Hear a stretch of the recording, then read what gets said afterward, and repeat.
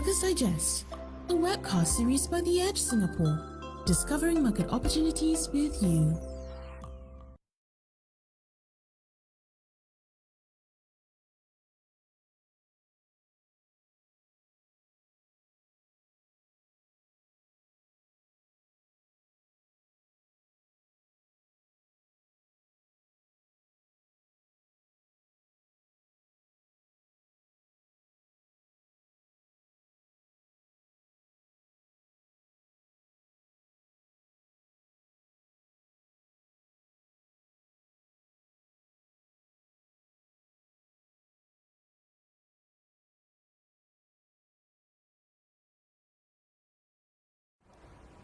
Good evening. Welcome to our very first Brokers Digest episode for 2022. Joining me today, Amala Balakrishna, is Jerick Seed, Head of Small and Mid-Cap Stocks at RHB Bank. Hi, Jerick. Hi. Thanks for inviting me here, The Edge. Thank you so much for being here today. So I think, Jerick, today we are going to be talking about how our viewers can actually invest in retail stocks, and any kind of stocks on the Singapore market, particularly in this very highly volatile time where there's so much of uncertainty. But actually, I was personally very heartened to see that the Singapore Exchange was one of the top performing bourses in the first quarter of this year. We see over here this chart. The STI was the second best performing composite index, just after Saudi Arabia's Tadawul Exchange. Now, Jerick, are you as surprised as me? Yeah, actually, personally I am, but I think over the last year, I think the US has taken center stage in terms of global investing. The US has done very well, and a lot of Southeast Asian markets actually pale in comparison to the US market, and Singapore is one of them. So I guess it is good that now the Sing market, there's a lot of undervalued counters in the Sing market, especially even the large caps. So if you look at valuations in Singapore, the STI is actually one of the lowest valuation across the region as well. So I guess that's why we could see such an outperformance in the Sing market. Yes, just Jerick, when you said about large cap stocks, it just reminded me we have a chart coming up over here on the best performing large cap stocks, and that were under the STI composite index. Now, actually, we see that charts coming right up. We see Sembcorp Industries, we see Keppel Corp, Jardine CNC, UOB. Many of the big players, big names are over here. Now, I think many of our investors and viewers have also sent in questions asking whether these are stocks that they should be picking up. And I know there's a lot of analyst coverage on these companies, but just wanted to get your views on them.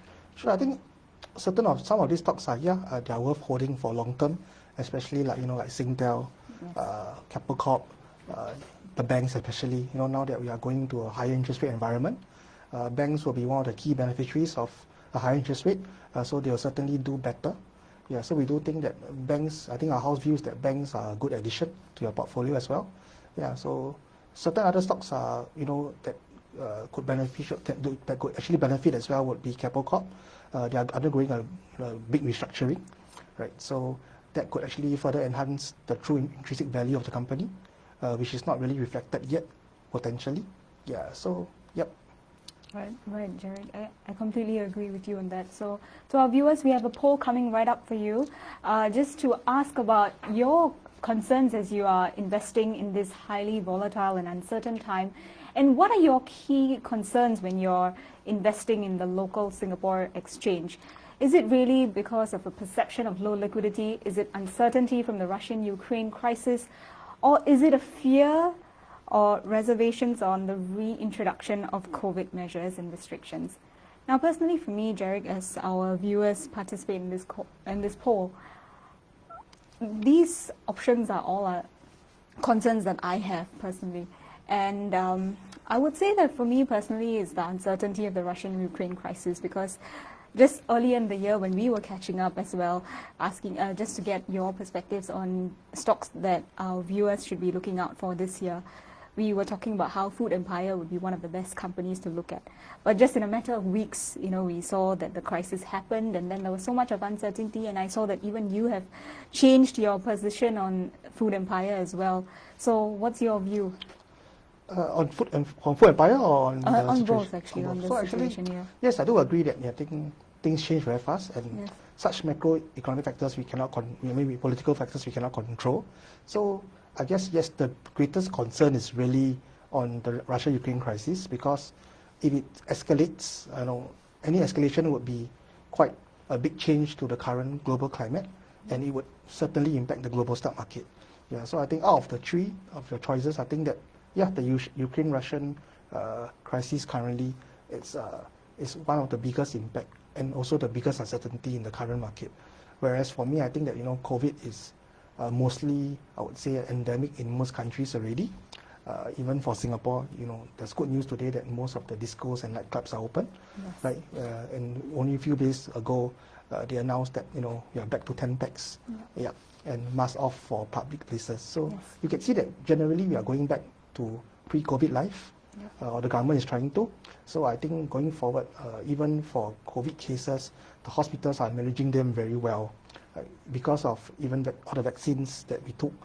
The effects of COVID is not as deadly as it's been.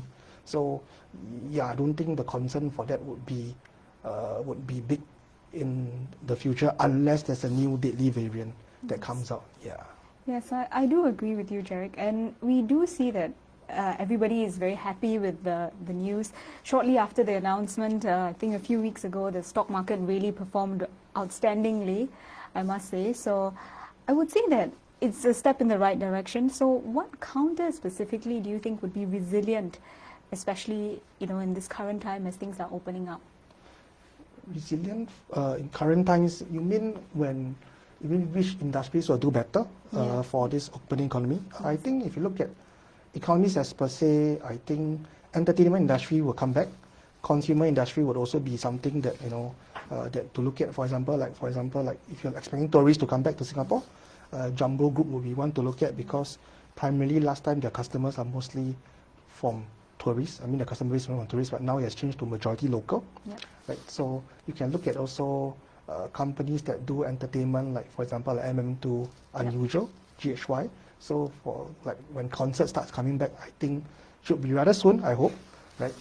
When live entertainment, which has already started in pubs and so on, I would think concerts would be the next step. Yes. Right. And if they can actually improve the capacity in cinemas, right, then the cinema operators will do better as well, because currently they are kept by social distancing in terms of seats and so on. So yeah, I think these industries would be the industries that were hit badly during COVID would be one that would be benefiting when COVID subsides. Yeah, so like hotel industry, tourism industry as well. Yeah, so I think we could keep a lookout for stocks relating to this kind of business, especially those with good balance sheet and good cash flow. If they show such good signs, I think that when the industry picks up, they will likely even do better than as per now. Jarek, as you're speaking, I'm reminded that last year when we connected, you were highlighting Straco as one of the key counters to look out for. And then unfortunately, there was a reintroduction of restrictions in Singapore and in the world because of Omicron, and then the Delta variant first and then Omicron later. So I think Straco might just be a beneficiary right now. Would you say that? I would say that, but sadly speaking, because Straco owns a lot of tourism assets in China, and China now is facing an outbreak of COVID, and China is having a zero tolerance policy, which is different from, I would say, other countries like Singapore and the US and Europe. So for now, they are actually locking down Shanghai. So as a result, their Shanghai aquarium plant is being closed temporarily. So as of now, I would say that they are not the beneficiary. Of course, the Singapore flyer would be a beneficiary, but majority of assets are in China. So until China is recovering better from COVID in terms of after they control all this outbreak, then I would say that yes, they are beneficiary. But Straco is a company that has been around for many years. They have a solid net cash balance sheet. They are still paying dividends even though during endemic years. So I would think that they are a good company that would actually spring back to life when COVID subsides. Yeah. Totally agree, Jarek. So actually, as you were speaking, and as much as we are happy with the relaxation of measures and all, there's a slight fear that there might be a reintroduction of measures, and because we recently saw in the news that there's a new variant that has come about, and unfortunately there's talk about how even more variants can possibly come out as well. So how do you think that would affect the counters that you're looking at in the local market? I think it's an ever-changing situation. Yes. It's hard for the governments as well. Yes. I think they are all trying to go back to pre-COVID, but at the same time, they are also controlling and seeing how things are working out before relaxing every measure. So I guess it's the same as for us in the stock market as well. I mean, we cannot foresee so far ahead. We can only see step by step. So as for now, I think if you look at, there's new variants, but so far there is not a variant that is deadly. So as long as, like even for the Omicron variant, I think it's fine if the virus is not deadly. Like if we treat it like a bad flu, especially after vaccination, like most of my friends got it and they all recovered from homestay, and after 7-8 days they are back to normal. Yeah, I think that's fine. As long as the healthcare system can take it, I think that the end view of this would be a pandemic, right? So eventually we will be living with COVID-19. Yes. Yeah. So as long as the new variant is not going to be deadly, and the current vaccine would help, then yes, I think it shouldn't cause an issue. Yeah, as big as when it first started. Yeah. Actually, Derek, I think we have the results to our polls already.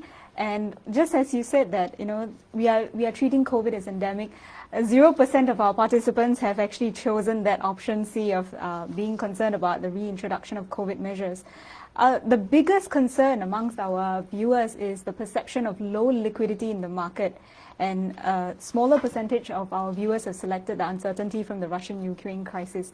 Now, Jarek, just wanted to get your views on that results and how the perception of low liquidity is something that actually even amongst my friends as well, whenever I ask them, what are the stocks that they are trading on the local market, they always say that, Singapore, there's not much action, is very low liquidity. And I always thought that it's because maybe they're not as familiar with the counters in Singapore, but based on the responses today, this seems to be the perception amongst viewers. So what is your view on that?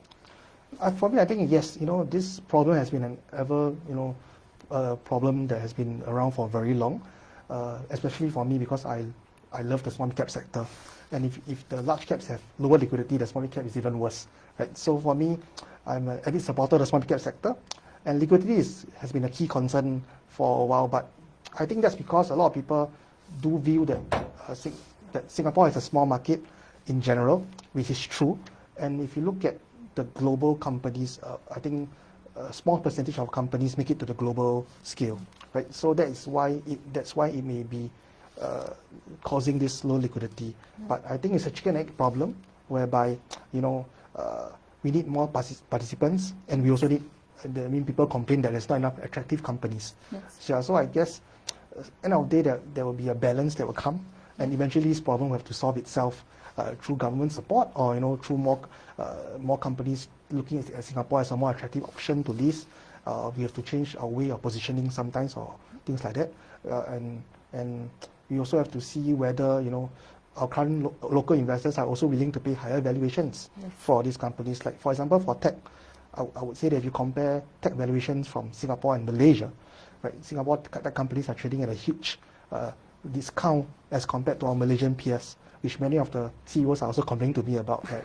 Like, why are they at over 10, 11 times here when their peer at Malaysia is trading at 20 times, 30 times? Yes. Yeah, so I guess that's one of the, like a chicken egg thing whereby you want good companies to come and list here, but the valuations are not good enough for them to come, or they would rather list somewhere else.